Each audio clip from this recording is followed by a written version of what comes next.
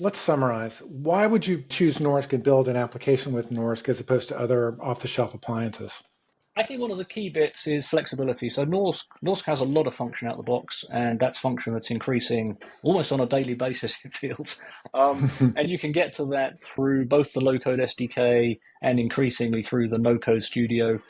And it gives you massive flexibility as to what you want to do. So you're not locked into designing your workflow up front, buying a whole bunch of tin to run that workflow, and then sitting back and in 6 months going, I wish we could do X because we've got this new customer requirement, but unfortunately, the boxes we've chosen and the way we're wiring them together means we can't do that. And we're going to have to wait for our next refresh cycle, which could be 3-4 years away. Norse gives you that flexibility. You're not locked into that sort of stuff. It becomes very malleable to change your mind as to how you want your workflow to run.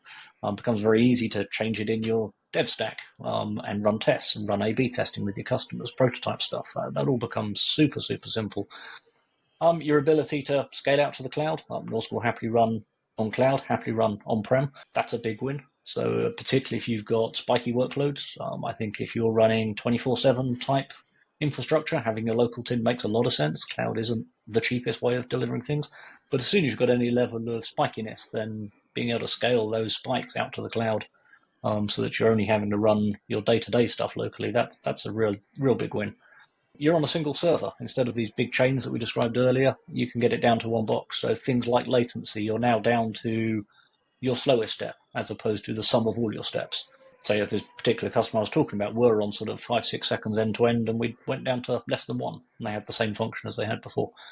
Along with that, you're getting better density in your rack space and stuff like that. So if server rooms are crowded things, your IT team will be very happy if you can free up room in their racks because they're pretty much in demand.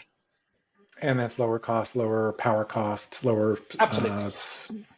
Yeah, Okay. absolutely. Lower capex, absolutely. Lower power, almost certainly. Obviously, you're still doing some of the work. It's not free, but there's a lot of redundancy you have when you go down the multiple appliance route, which you get to save on all of that stuff.